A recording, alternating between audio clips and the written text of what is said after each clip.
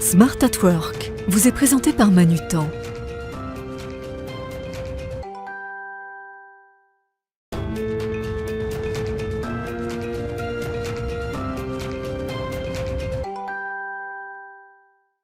Bonjour à tous, bienvenue dans Smart at Work, votre émission mensuelle autour du concept du bien travailler, tout ce qui peut nous permettre de mieux travailler. Alors ce mois-ci, focus sur les conditions de travail en entrepôt. D'abord, comment est-ce qu'on peut les améliorer? Au-delà des questions évidentes de sécurité, comment est-ce qu'on peut réduire la pénibilité, redonner du sens? Quel rôle peut jouer le manager? Quel rôle peut jouer également la formation? Est-ce que c'est un levier d'ailleurs pour améliorer ces conditions? Autant de questions auxquelles on va tenter de répondre avec mes invités dans un instant dans Smart at Work.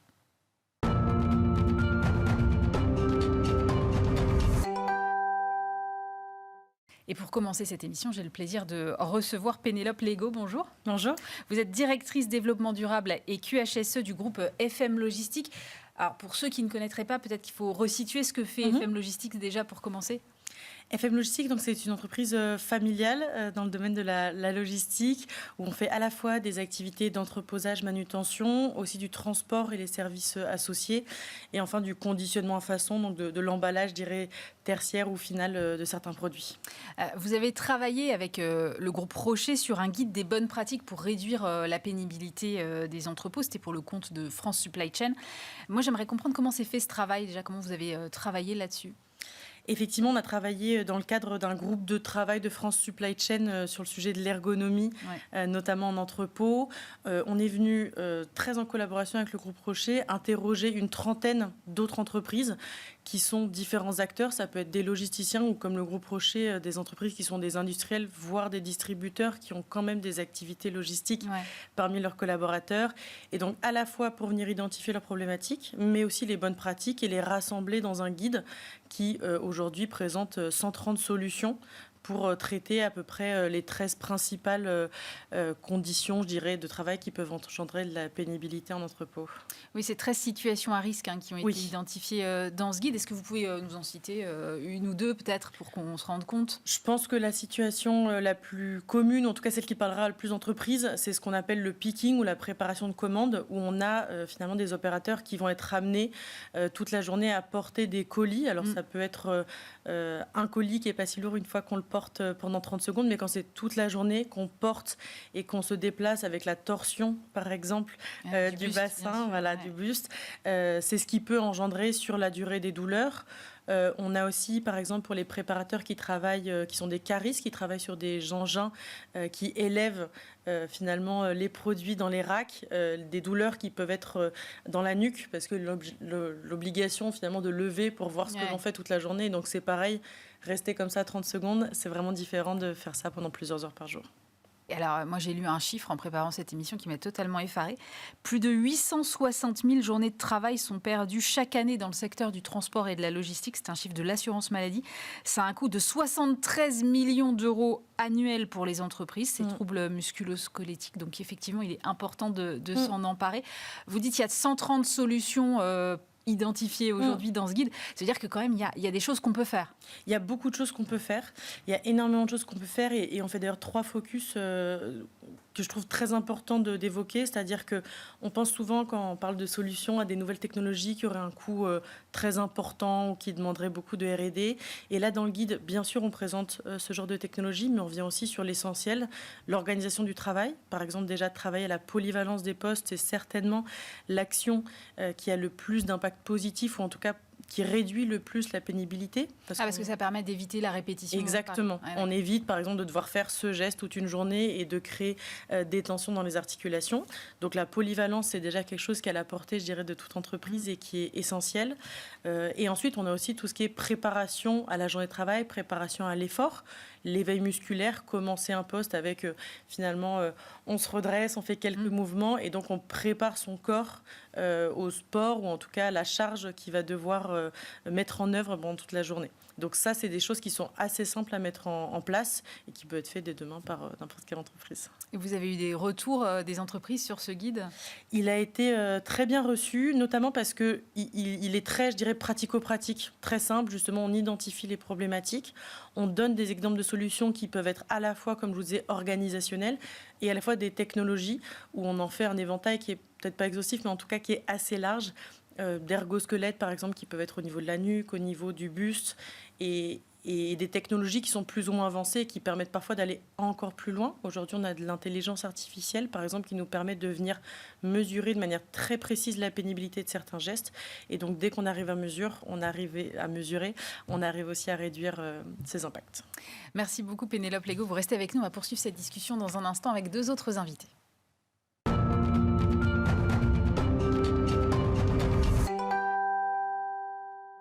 Et on poursuit cette émission toujours en compagnie de Pénélope Légaud, directrice développement durable et QHSE chez Groupe FM Logistique. Nous ont rejoint Yasmine Yamaren, bonjour. Bonjour. Yasmine, vous êtes fondatrice et présidente de MIPI, entreprise de livraison éco-responsable. Et puis Valérie Benoît, bonjour. Bonjour. Valérie, vous êtes directrice People Development du groupe Manutan qui est partenaire de cette émission. Valérie, chez un distributeur comme Manutan, combien de personnes par rapport à un effectif global travaillent dans des entrepôts ? C'est moitié-moitié ? Comment ça se fait la répartition ? C'est 20% en fait. On a 20%. 450 personnes qui travaillent dans les entrepôts donc pour réceptionner les colis de nos fournisseurs et emballer les colis pour nos clients.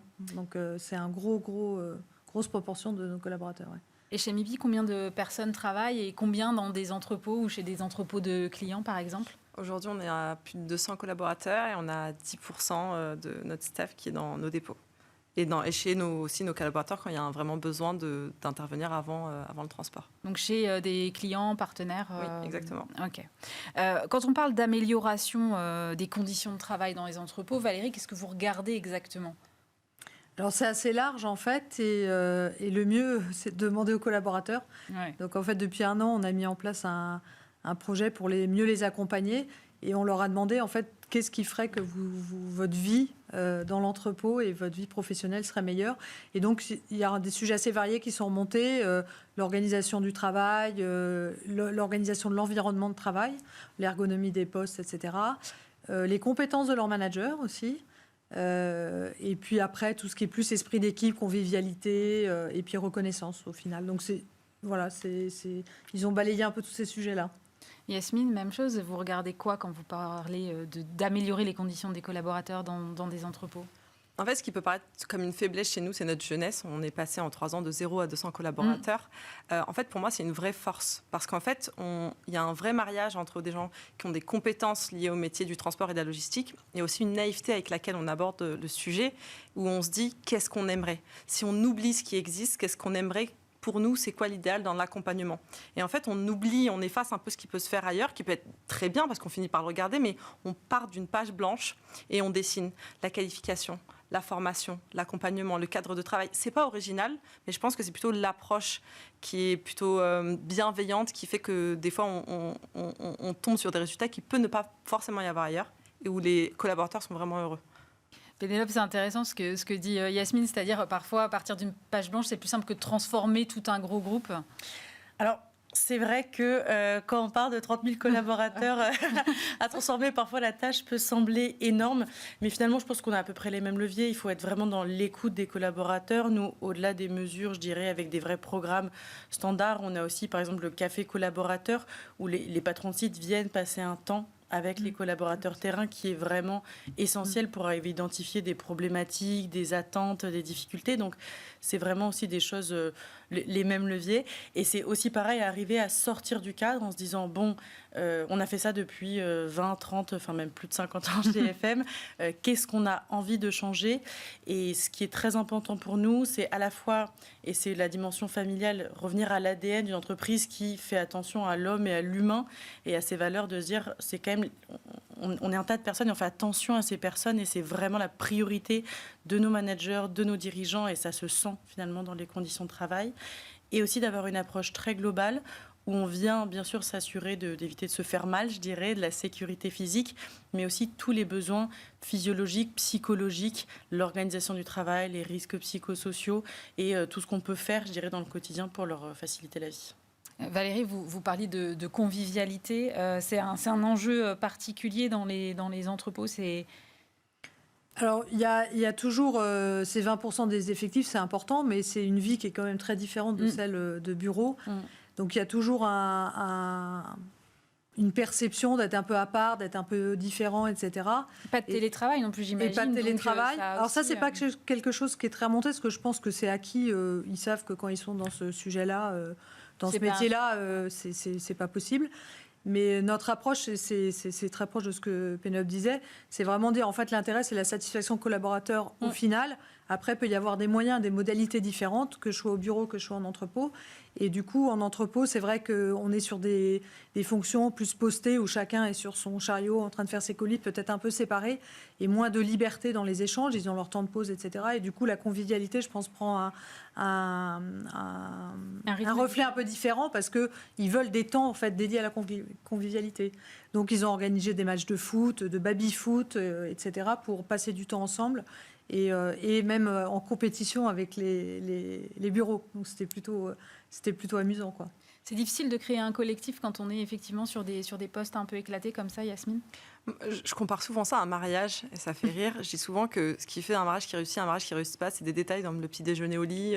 Enfin, c'est des attentions du quotidien. Ouais. Et finalement, des fois, on les met de côté parce qu'on a l'impression que c'est simple et du coup, ça n'a pas de sens. Et en fait, je pense que, surtout sur, comme tu disais, des métiers de solitude, où ils sont dans leur tâche, dans le quotidien, que ce soit le transporteur ou le logisticien.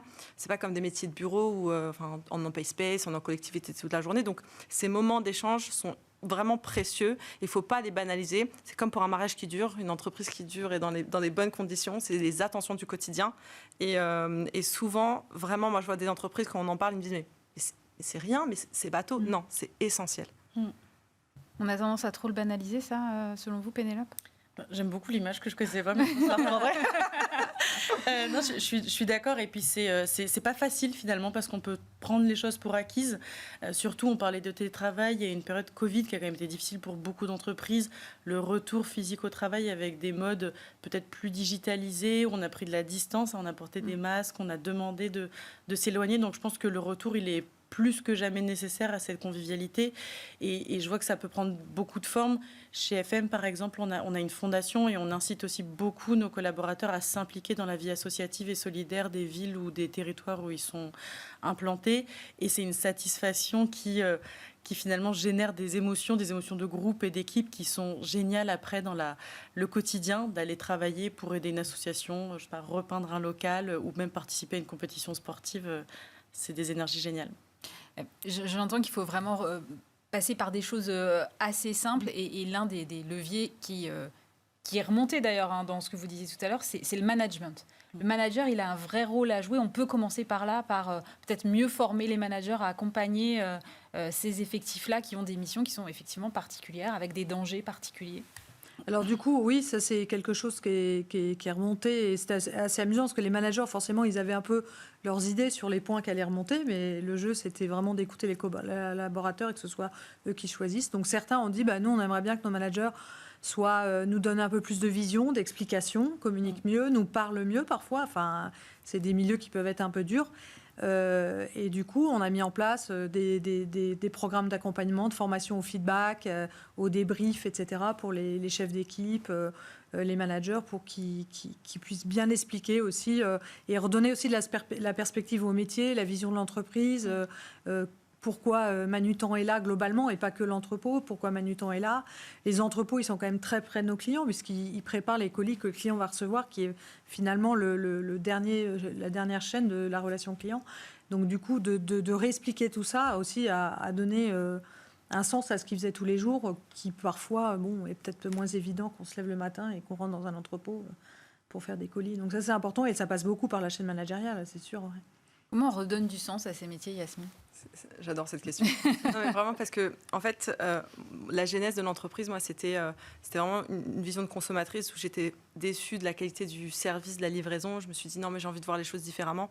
Et en fait, quand on fouine les métiers ouvriers, souvent, on a l'impression qu'on leur donne des tâches, c'est ABC, et qu'il n'y a pas besoin de compréhension. Pourtant, nous, on ne change pas le métier de la livraison, mais on lui donne du sens. Et donner du sens, c'est former, mais tu l'as dit très bien, c'est l'accompagnement. Nous, il n'y a pas une semaine où tous les collaborateurs de l'entreprise n'analysent pas leurs propres indicateurs de compétences. permanence. Parce qu'on parle de hiérarchie, alors c'est bon, au bureau, tout le monde comprend, tout le monde challenge, tout le monde analyse, mais c'est bien beau, mais si ça ne redescend pas en bas, si on estime qu'il faut juste leur demander de faire ABC et basta, ben non. En fait, l'importance, comprendre pourquoi, à quel moment ils interviennent dans la chaîne de valeur, l'importance de leur poste, c'est primordial chez nous. La qualification, ce n'est pas une histoire de démarrage, c'est comme des études, hein, on fait un bac plus et ensuite on commence, non, on apprend en permanence, mais apprendre, c'est accompagner. Et je pense que c'est ce qui fait la force quand on parle à nos collaborateurs. Ils disent merci parce qu'en fait, on se sent écouté et respecté et considéré. Et la considération, souvent, même quand on regarde les analyses de pourquoi les gens restent, on a l'impression que l'argent arrive en premier, mais c'est pas vrai. La considération, c'est important et c'est pas fait que pour les métiers de bureau, c'est aussi fait pour les métiers ouvriers. C'est pour ça qu'il y a plein de métiers ouvriers aujourd'hui en France qui souffrent de pénurie parce qu'on leur donne pas envie de rester. Et souvent, on nous dit, mais Yasmine, c'est de l'argent, c'est du temps que vous mettez. Oui, mais les gens, ils restent. Mais quelle plus belle richesse que d'avoir des salariés qui ne s'en vont pas. En tout cas, on fait de ça notre force. Le chemin est encore long. J'espère qu'on va encore monter plein d'échelles. Mais en tout cas, on le fait sincèrement. Alors, comment ils évaluent leurs compétences ? En fait, concrètement, on a des indicateurs de performance qui sont ceux de MIPI et ceux de nos clients. Et chaque semaine, ils analysent. Donc, ils sont soit dans le vert, dans l'orange et dans le rouge. S'ils sont dans le rouge, ils repassent une formation. Donc, ils ne reprennent pas leur poste si la formation n'est pas validée. Et en fait, il y a une compréhension. Si on parle, par exemple, si on parle du transport ou de la logistique, si on parle du taux de retour. Le taux de retour, c'est quelque chose qui impacte énormément la productivité d'une entreprise. Mais à un moment donné, si on n'explique pas pourquoi ce moment de souffrance, c'est un moment de souffrance, comment il peut impacter l'économie de l'entreprise, il impacte l'économie d'entreprise, il impacte la croissance et ce qu'on peut mettre en place pour les salariés. Une fois que tout le monde est au courant, en fait, ils ne se contentent pas de le faire parce que c'est sur leur fiche de poste, ils le font parce que ça prend du sens. OK, le retour, c'est impactant. Si je ne le fais pas, mon collègue, il va en pâtir. Demain, l'entreprise va en pâtir. Donc, il y a une compréhension qui est faite, il y a tout le monde qui travaille dans un but commun et on ne lui a pas juste dit le retour pour le transporteur, c'est compliqué. Le retour, s'il n'est pas pris bien en charge à l'entrepôt, c'est compliqué. Tout le monde se dit juste, c'est compliqué, OK, mais pourquoi ? Non, c'est compliqué, mais ça prend du sens. Comment vous faites, vous, chez FM Logistique ? Vous avez aussi ce type d'indicateur, vous mesurez, tout à l'heure, vous parliez effectivement des enquêtes classiques, mais il y a d'autres outils que vous mettez en place ? Alors nous, il y a un outil qui est central dans le management, parce qu'effectivement, le management, on l'a dit, c'est la base, c'est la zone et le temps de briefing. Donc avant chaque prise de poste, c'est un moment où on se parle des indicateurs de l'entrepôt, du client, effectivement, les niveaux de service, qu'est-ce qui s'est bien passé la veille, pas bien passé, la semaine, etc. Et c'est un moment où au moins on comprend ensemble pourquoi ça s'est bien ou mal passé, pourquoi on est content, qu'est-ce qu'on peut améliorer. Et dans ces moments-là, on ne parle pas que de niveau de service, on parle aussi de est-ce qu'il y a eu un accident sur notre site ou sur un autre site, même à l'autre bout du monde ? Pourquoi est-ce que ça peut aussi nous arriver ? Et donc, on en discute pour que ça nous évite de le faire. Et aussi, tout un tas, je dirais, de questionnements qui sont peut-être plus éloignés du quotidien du travail sur le bien-être, la satisfaction collaborateur, la prise en compte de la diversité, de leurs attentes. C'est tout un tas de formats, même si la digitalisation nous apporte beaucoup. Je pense que l'humain est clé là-dedans.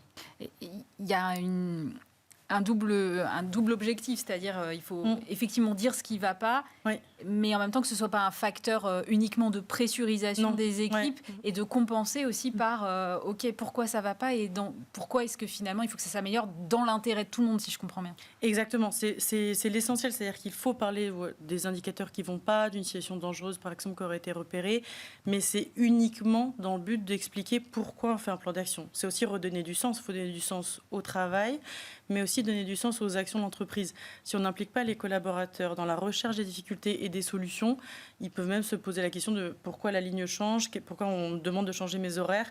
Et à ce moment-là, on a perdu vraiment tout le bénéfice de l'action. Alors que quand on les implique dans trouver la solution, leur expliquer pourquoi, par exemple, ça peut même mettre un peu de temps et comment est-ce qu'ils peuvent être acteurs. Là, on arrive vraiment dans des collaborateurs qui nous remontent des fois spontanément et c'est ce qu'on leur a invité à faire de différentes manières. Qu'est-ce qui pourrait être amélioré et qu'on n'a juste pas du tout vu parce qu'en fait, c'est eux qui passent la journée sur le terrain. Valérie, je vous entends opiner du chef à côté de moi. Oui, nous, le succès de la démarche, c'était de l'implication du terrain en donnant du sens. Donc, ce que tu disais, Yasmine, ils se sentent considérés, pris en compte. Donc, l'écoute. Et puis, la solution, au final, est beaucoup plus pertinente parce que c'est eux qui sont sur le terrain tous les jours, qui savent ce qui va, ce qui ne va pas, comment on peut améliorer, si la solution est viable, etc. Donc, c'est un cercle vertueux qui est hyper fort, en fait. Et du coup, au final, un engagement du collaborateur beaucoup plus fort sur son poste. Ouais. On a beaucoup parlé de l'humain, mais est-ce que le digital, quand même, ou l'automatisation, ou la technologie, appelez ça comme vous voudrez, peut aider aussi, Valérie ? Oui. Alors nous, on est des grands convaincus de l'alliance, on en discutait avec Yasmine avant, de l'alliance du digital et de l'humain. C'est vraiment le schéma de Manutan à tous les niveaux. Et donc que ce soit pour le client, mais en interne pour nous.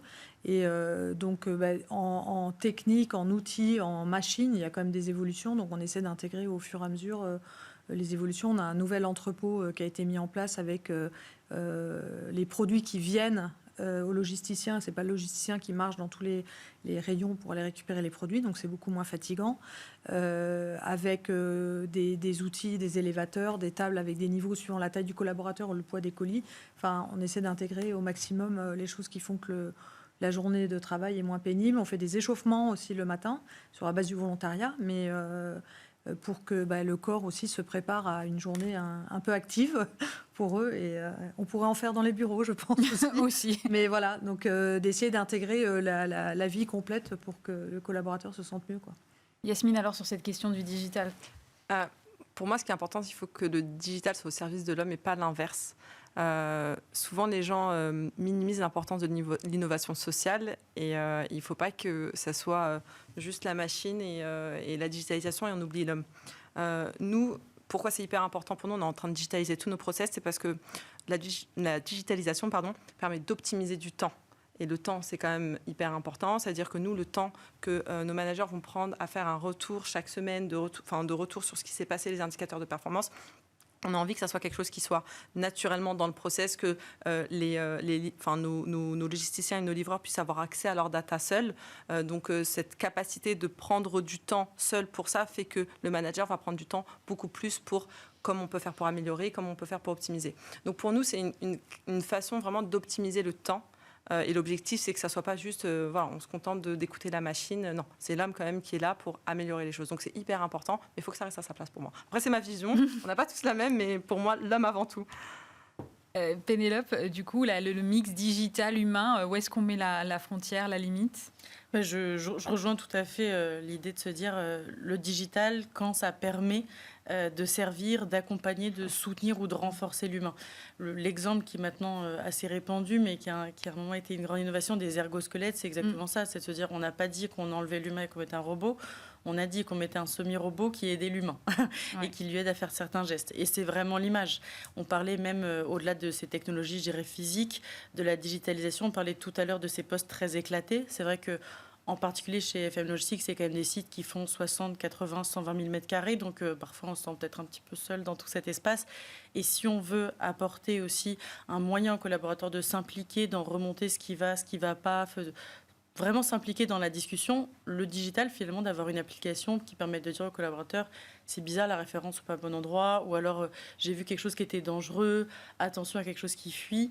Ça fait partie du lien qu'on voulait créer et le digital nous aide de ce point de vue-là. Et ça aide aussi, effectivement, je rejoins le sujet, soit des managers, mais aussi, nous, on a une population QHSE importante pour venir soutenir ce travail-là, ou avec l'ensemble des outils digitaux, l'intelligence artificielle notamment, qui nous permet de faire de la mesure, on arrive à se dire, OK, on avait peut-être un a priori qui se disait que on voulait travailler sur cet aspect-là, par exemple les membres avant du corps, et en fait, finalement, l'IA arrive à nous montrer que c'est pas tellement les bras, mais c'est vraiment les épaules qui sont en train de souffrir, donc on va venir changer le travail, et là aussi peut-être gagner du temps sur la démarche, parce qu'on aura peut-être moins de tests à faire avant d'arriver à la bonne solution. C'est marrant parce que, en fait, je vous écoute, je n'avais pas du tout prévu de vous poser cette question, mais néanmoins, je vais la poser. En fait, j'ai l'impression que c'est devenu une espèce de culture très interpersonnelle, de relation avec chacun des collaborateurs que vous allez écouter individuellement. Là où avant, on avait quand même des représentations du personnel ou des QHSCT qui étaient peut-être, dont c'était vraiment le boulot. J'ai l'impression qu'on est redescendu d'un cran. Valérie, est-ce que je me trompe Alors, ouais, ou est-ce que les deux coexistent en parallèle ? Les deux continuent à coexister. Après, alors moi, comme j'ai toujours été sur des postes internationaux, je ne suis pas très pointue sur les aspects très franco-français, mais ça continue à vivre, l'aspect représentant, etc. Mais c'est vrai que l'idée, c'est vraiment d'aller directement parler aux collaborateurs, de leur donner, comme tu disais, le plus possible de voix d'expression. Nous, on a des enquêtes annuelles de satisfaction. Là, on va mettre des enquêtes, des pulses intermédiaires où ils vont pouvoir s'exprimer sur des sujets peut-être un peu plus précis, plus adaptés et plus concrets. Mais en fait, c'est eux qui... Et puis ça vient dans la culture feedback, c'est eux qui ont des choses à dire et c'est eux qu'il faut qu'on écoute. Et c'est comme ça qu'on peut avancer. Donc, après, les représentants, nous, on a plutôt des très bonnes relations avec nos représentants. Ils ont leur rôle aussi à tenir, qui est peut-être complémentaire, avec une vision peut-être moins ponctuelle. Quand on sollicite les collaborateurs, c'est des enquêtes ponctuelles. Après, il y a des groupes de travail où ils sont impliqués, etc. C'est un rôle un peu différent. Je pense que c'est complémentaire. Yasmine ? Pour moi, c'est le défi de la croissance. C'est justement que le macro ne prédomine pas au micro. De toutes les manières, une entreprise, c'est une pyramide. Et si ça part du haut vers le bas uniquement, pour moi, ça ne fonctionne pas. Il faut que ça soit en permanence une communication qui remonte et qui redescend. Enfin, c'est vraiment ma vision des choses. Et pour moi, c'est super important. Alors, je ne sais pas si ce n'était pas vraiment le cas avant, mais je sais que moi, dans le défi de croissance dans lequel on est aujourd'hui, c'est ce que je répète tous les jours aux équipes. Je dis, si on le fait pour 100, il faut que ça soit possible pour 200, il faut que ça soit possible pour 300, il faut que ça soit possible pour 1000. Et l'inverse est aussi vrai. Du coup, ils ont un peu cette phrase en permanence dans la tête et je les taquine avec ça. Mais pour moi, c'est primordial. Et surtout, on ne souffrait pas de pénurie dans certains métiers avant autant qu'aujourd'hui. Il y a un vrai sujet de pénurie. Donc, en fait, c'est là où on se rend compte que c'est le terrain qui a le pouvoir. Parce que s'ils ne le font pas, surtout dans des métiers comme les nôtres, ça ne fonctionne pas. Donc, si on ne le fait pas, de toute manière, je pense que l'entreprise ne fonctionne pas. Donc, c'est indispensable. Chez FM Logistique, avec 150 ans d'historique derrière, comment évoluent les choses selon vous sur ces sujets-là ? 50 ans, mais... pardon. Mais c'est déjà vieilli un peu, mais c'est déjà pas mal. Mais bientôt 150. Alors, je suis d'accord avec le constat de se dire, forcément, tous les outils digitaux que l'on a, mais comme dans la vie de tous les jours, ça a vraiment brisé des frontières ou des barrières qu'il pouvait avoir sur la communication pour qu'elle soit plus fluide ou plus rapide. Elle est aussi, du coup, un peu plus complexe. Je parle souvent d'infobésité. On est vraiment, aujourd'hui, pour arriver à sensibiliser un collaborateur sur un nouveau sujet, il faut quand même y aller d'ingéniosité, parce qu'entre l'ensemble des sujets où on veut les former, les sensibiliser, leur rappeler, etc., des images, des textes partout, c'est vraiment pas simple. Et en même temps, justement, les représentants qu'on peut avoir des collaborateurs, des salariés, que ce soit organisé comme en France ou différemment à l'étranger, ils sont essentiels dans cette transformation, parce que c'est quand même un changement qu'on demande continuellement. C'est des métiers qui n'arrêtent pas d'évoluer, qui vont continuer d'évoluer. Et il faut qu'on ait ces partenaires sociaux qui sont aussi des partenaires terrain, qui comprennent là où on veut aller, qui comprennent ce qu'on est en train de mettre en place et qui, finalement, font nos relais de communication auprès des équipes en disant « ça te semble plus compliqué » ou « ça te semble un peu gonflant parce que tu as une tâche en plus », mais en fait, c'est parce qu'on a mis un outil qui te permet de faire ça, etc. Donc, c'est vraiment important de les impliquer dans la démarche pour qu'ils soient des relais et qu'ils nous remontent quand il y a des choses que nous, on n'a pas du tout vues et on se dit « oula, on a fait une erreur », ça arrive aussi, on fait marche arrière et on change ce qu'on avait prévu. Chez Manutan, il y a des choses que vous avez mis en place et où vous dites, voilà, je ne sais pas comment on faisait avant. Récemment, là, dans des choses sur les entrepôts, sur quel sujet ? Sur la communication, par exemple ? Ou sur les entrepôts ? Après, nous, on est vraiment dans une démarche d'amélioration continue. On est vraiment, nous, dans l'approche petit pas. Donc, je ne peux pas dire qu'il y a eu des grandes révolutions. Ouais, on est vraiment des grands défenseurs du lean, de l'amélioration continue, de la gestion des irritants qui, finalement, en résolvant le problème quand il est petit, ça évite qu'il devienne gros. Donc, est-ce qu'il y a des grosses évolutions qui ont été mises en place ? Après, oui, quand on construit un nouvel entrepôt, forcément, avec les nouvelles technologies, c'est des pas qui sont un peu plus grands que ce qu'on a au quotidien. On a les plénières d'entreprise. Ça fait longtemps que ça existe. C'est une grande conviction où une fois par mois, la direction s'adresse directement aux collaborateurs, tous les collaborateurs, et toutes les questions sont ouvertes. Et on donne du sens, on explique c'est quoi la marge, comment on gagne notre vie. En fait, l'entreprise gagne sa vie et comment on peut vous payer à la fin du mois. Et du coup, c'est très pédagogique, didactique pour que les gens comprennent pourquoi ils sont là et que quand, effectivement, un retour n'est pas géré ou une erreur est faite dans le colis, l'impact que ça a pour l'entreprise et au final pour le bonus, parce que nous, tout le monde a un bonus, tout le monde a une reconnaissance financière quand les résultats sont bons.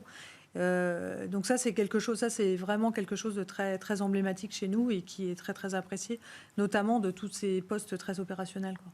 Merci beaucoup à toutes les trois. Valérie Benoît, directrice People et Développement du groupe Manutan, Yasmine Yamaren, fondatrice et présidente de MIPI, et Pénélope Lego, directrice Développement durable et QHSE du groupe FM Logistique. On se retrouve bien sûr le mois prochain. Smart at Work vous a été présenté par Manutan.